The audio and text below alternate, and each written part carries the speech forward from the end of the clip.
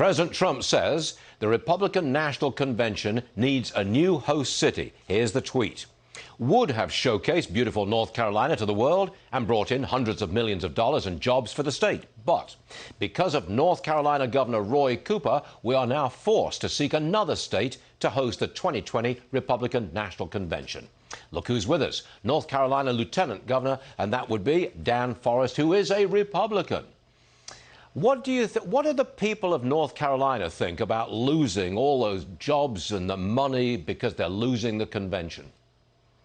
Well, first, good morning to you, Stuart. It's good to be back with you. Thanks for having me on. I think it's a pretty devastating day in North Carolina, but especially for the city of Charlotte and especially for those folks that are employed in the hospitality industry who have been shut down and shut out of work for months now. And they just got a little hope back open for a week. And then rioters and looters started to destroy the businesses. And now they're closed down again, maybe for months. And now this news about the convention, probably the only hope that was going on in Charlotte was a big convention with $160–70 million poured in.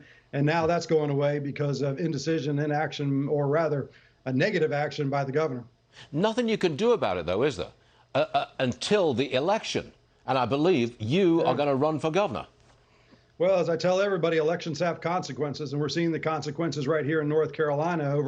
Well over 1 million people unemployed, and decisions like this, a lot of inconsistent decisions, as you have seen all over the country, where people claim that they're using science and data, but their decisions are all very subjective in nature. And so I think the media and the people that have the opportunity to ask the questions really need to dive into this science and data question and make these politicians prove what science and data they're using. But also, let me just point out, Stuart, when you talk about the violence and the destruction and the rioting and looting going on, you're talking about that going on in cities that are Democrat controlled, and most of them are states that are Democrat controlled. And law and order is equally as important here. And our First Amendment needs to be upheld, and people need to be able to peacefully protest all day long. But the destruction and violence has to stop. It's got to stop, and I think it will.